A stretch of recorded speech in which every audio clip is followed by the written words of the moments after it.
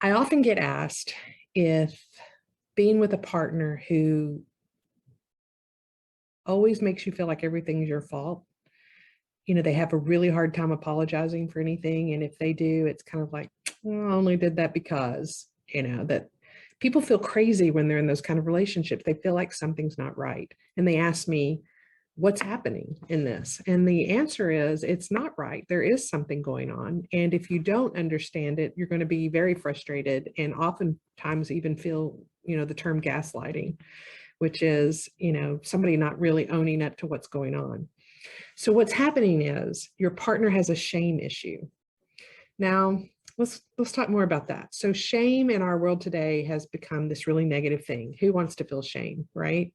But there is healthy shame, and healthy shame is what keeps us in alignment. It's what keeps us grounded and humble, and it allows us to take ownership for our stuff. It keeps us from breaking the law or being in society and being inappropriate. Appropriate shame is what helps you keep your clothes on when you're in public, because that would be shameless, right? And so when you're in this place of healthy shame, you can own your stuff. You can say, I'm so sorry I hurt you. How can I help? What can I do to make that up? What can I do to make that up to you? And it becomes about your hurt. I caused it, even if I didn't mean to. And I want to help you feel better. I want to help you feel better about it.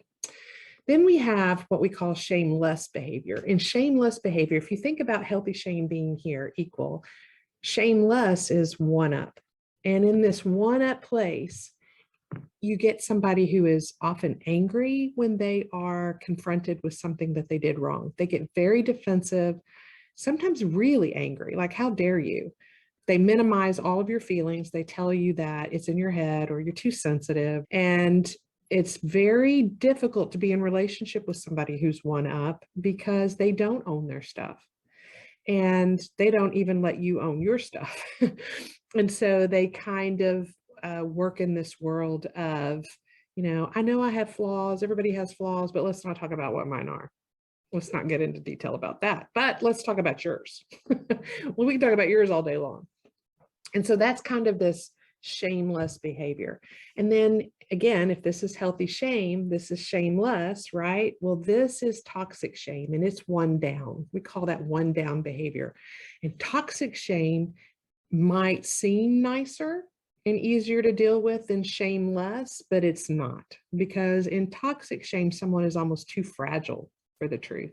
They cry a lot. They may not get as angry at you, but they may turn that anger inward, and they become so emotional or upset or unstable about it that they go too far the other way. So then it becomes about, why don't you just leave me? I'm a piece of crap. Why would anybody want to be married to me? Just leave me.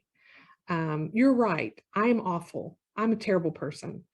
And so then it becomes really hard to make them accountable for anything, because they just crumble under it, and then they become almost helpless, and you don't even want to go there because you end up trying to make them feel better. They hurt you and you're trying to comfort them.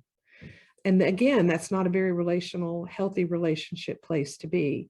People in toxic shame, they can flip back and forth. So they can start out being very angry and aggressive, and I did not, and you're just making that up, and you're being too sensitive, to they realize this isn't going to get them what they want or get anywhere.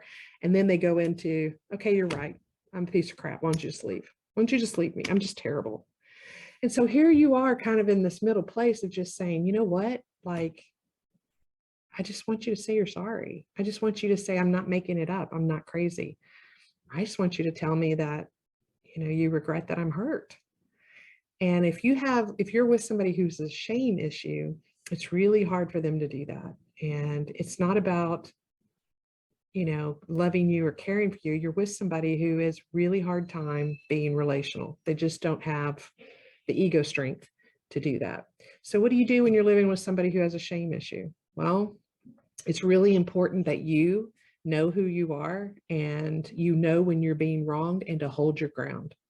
Be firm. You don't have to be attacking, mean, or ugly. You don't want to go one up, right? You just say, you know what? you did this, you wronged me in this, and apparently you're having trouble owning that. So, I'm just going to step back from this for a bit. Or when somebody's in toxic shame and they crumble under you, you say, you know what, it is hard. It's hard for both of us, but I'm the one that's being hurt here. I'm the one hurting. And here's what I need from you to feel better. Hold your place in that. Get help with a therapist to make sure that you know how to appropriately respond to this. It'd be great if your partner would get therapy. If they're one up, they probably won't. Not unless you make them, not unless you tell them I'm done if you don't actually deal with it. Shameless behavior is just what it is. It's shameless. Tough to be in relationships with people who have shame problems. But that's the answer for what it's worth. Hold your ground, know who you are, and know what you need.